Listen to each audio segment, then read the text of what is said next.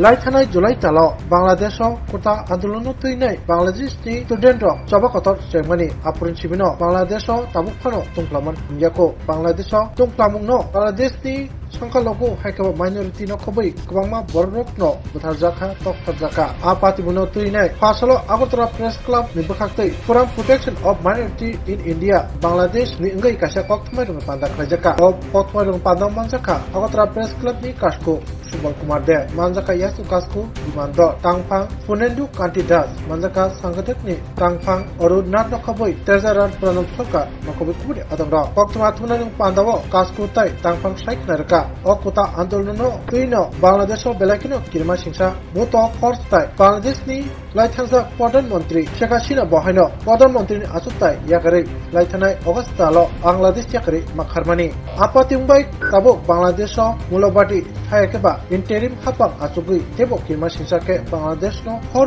नागरिकतनखा तुफ्रारितनखा आबसुथिमिया बांलादेशआव माइनरिटी खबै कुबुनि बसंग्र बहायनो ताबो फोथारना चेंजाखा तखना चेंजाखा रंफ्रिना चेंजाखा अ पातिमुंनो कासुना बाखैनो आगरतला प्रेस क्लब बिखातै कायसा राजुकरन बरनबाय लाइथानाय सेप्टेम्बर तालि लिथिचार सालमारिव आगरतला प्रेस क्लब कक समबाय कायसा मता सुखजमनि अमथानि मुंरुजाखा forum for protection of minority in बांलादेशनि साकाव अबतिके बरक बांथे बसंनि साकाव मुतक फ्राइजाम बथारजापानि कुरि बसर रं फ्राइजामनि अब बथारना अंथे बरकनि आरो ह्युमेन राइट फाइनहाय संजाजापिते बररकनि तंथारनि राइट उठो हायकेबा कुबुनि राइट फानो उठो बररक आरो किरियावै तंमानन बागै बुथारजागिया तक्थारजायावै तंमानन बागै अबति हायके बांलादेश हापा याप्रि सेते नै कतमा कुनै बसंग ककनारका आगरतला प्रेस क्लब नि बखाक्तै फोराम प्रोटेक्शन अफ माइनरिटी इन बांलादेश नि आदर যা করেছিল তাদের থার্ড জেনারেশন এখন চলছে, তারাও কোটার সুযোগ নিচ্ছে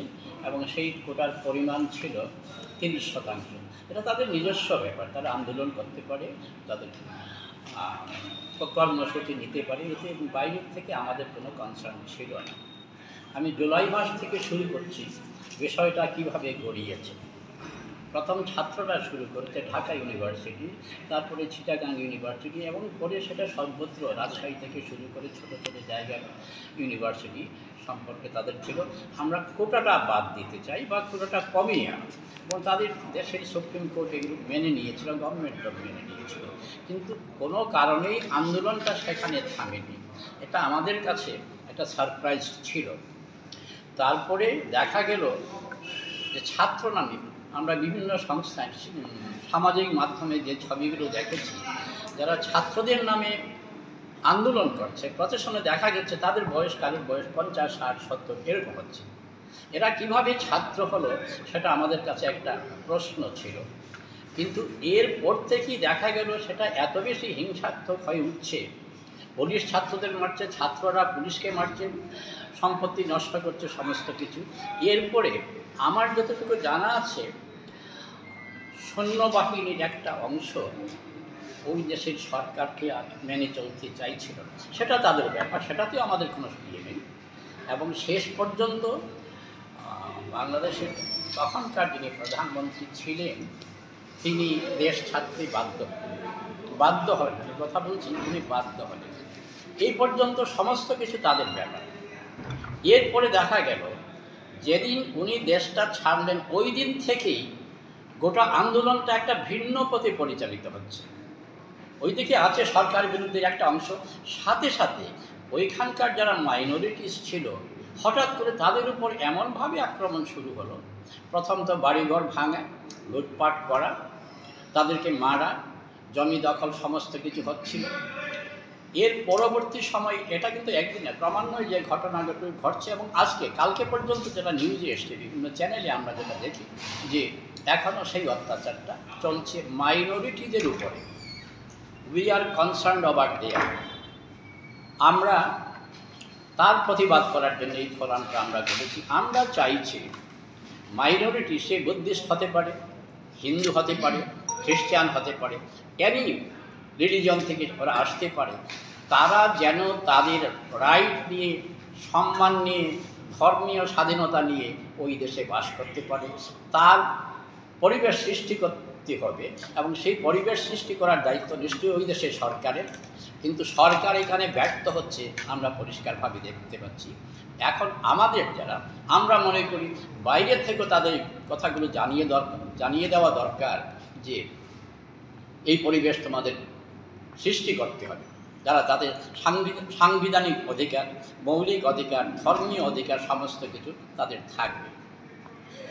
যদি না থাকে, ব্যক্তিগতভাবে আমি মনে করি তার একটা রিপার্কেশন হতে পারে, প্রতিক্রিয়া অন্যত্র হতে পারে, তখন সেটার দায় কে নেবে? যদি মনে করি কোনো একটা দেশে হলো, আমার দেশেই হলো বা অন্য কোনো একটা দেশে, আমি মনে করব তার পুরো দায়িত্ব ওই সরকারের, এখনও যারা সরকারের অবস্থানে আছেন তারা তার জন্য দায়ী থাকবে। সরকারের দায়িত্ব হচ্ছে ধর্ম মত নির্বিশেষে সবাইকে সমানভাবে বাঁচার অধিকার দেওয়া, শিক্ষা থেকে স্বাস্থ্য, ধর্মীয় সমস্ত কিছু। ওইখানে পার্টিকুলারলি মাইনরিটিস যারা আছে তাদের ক্ষেত্রে সেটা হচ্ছে না, ধর্মান্তরিত করা হচ্ছে ফোর্সেবলি। পত্রিকায় যেগুলো দেখা যাচ্ছে, চ্যানেলে যেগুলো দেখা যাচ্ছে, এর চেয়ে লজ্জাজনক ব্যাপার যেটা হচ্ছে তাদের মা বোনদের তাদের লালসার শিকার করতে হচ্ছে। এগুলো সমস্ত কিছুই অমানবিক। আমরা চাইছি সর্বস্তরের জনগণ আমাদের এই রাজ্যে, আমাদের দেশে, অন্য দেশে যারা মানুষের কথা ভাবে, মানবতার কথা ভাবে, তারা যেন এর প্রতিবাদ করে সোচ্চার প্রতিবাদ। শুধু রাস্তায় দাঁড়িয়ে লেকচার দেওয়া সেটা কিন্তু প্রতিবাদ হচ্ছে, সেটা কিন্তু কোনো কাজের হয় না। They should be compel to change their relation. তারা বাধ্য হতে হবে, তাদের করতে হবে যে কোনো অবস্থাতে, যে ওই ধরনের অত্যাচার যেন মাইনরিটিদের উপর, মাইনরিটিস সে হিন্দু হতে পারে, খ্রিস্টান হতে পারে, বুদ্ধিস্ট হতে পারে, যে কোনো ধর্মের হতে পারে, তাদের যেন সেই সুরক্ষার ব্যবস্থা করা হয়। তাদের স্বাধীনভাবে, স্বাধীন সত্তা নিয়ে, ধর্মীয় সত্তা নিয়ে, মানবিক সত্তা নিয়ে তারা যেন সেখানে বাঁচতে পারে, এটাই হচ্ছে আমাদের মূল কথা। তার জন্যই আমরা এগুলো করছি। সেই দেশটিকে হিন্দু শূন্য, মাইনরিটি শূন্য করার জন্য চক্রান্ত শুরু হয়েছে। তার আসল উদ্দেশ্য ছিল জমি জমা দখল করা। সেই যে বাংলাদেশ ইস্ট পাকিস্তান হওয়ার পর থেকে কিন্তু এগুলি শুরু হয়েছে। হ্যাঁ, বা তার আগে থেকেই শুরু হয়েছে। সেই চেষ্টা, আমি বাংলাদেশে গিয়েছিলাম কত বছর, এতে দলপন্থী বিদেশে আওয়ামী লীগও আছে যুক্ত। আওয়ামী লীগের এমপিরা জমি দখল করছে এদের পেছনে। আমাদের বাড়ি দখল করেছে সেখানে এক নেতা, আমাদের মন্দির এখন মসজিদ হয়ে গেছে। এরকম যে অবস্থার সৃষ্টি হয়েছে বাংলাদেশ, এটা শেখ হাসিনারও কিছু দোষ আছে বা অন্য যারা সরকার চালাচ্ছেন তারা দোষ আছে। প্রতিটি মন্দিরের সামনে এখন একটা মসজিদ হচ্ছে। পৃথিবীর কোনো রাষ্ট্রে এরকমটা নেই। ধর্মীয় স্বাধীনতা, হিন্দু সম্প্রদায়ের ধর্মীয় স্বাধীনতা নষ্ট করার জন্য এটা হচ্ছে। এই যদি চলতে থাকে, ভারত 150 কোটি 140 কোটি একটা দেশ, ভারতের মানুষ, সরকার চুপ করে থাকলেও ভারতের মানুষ কিন্তু চুপ করে থাকবে না বেশি দিন। আমরা চাই না সেটা পাল্টা ব্যবস্থা হোক, কিন্তু এটা যাতে মনে রাখেন না সাধারণ মানুষের উপর প্রশাসনের ক্ষমতা কতদিন আইন দিয়ে থামিয়ে রাখা যাবে, বা তোমাদের কথা কতদিন মানুষ জন্য।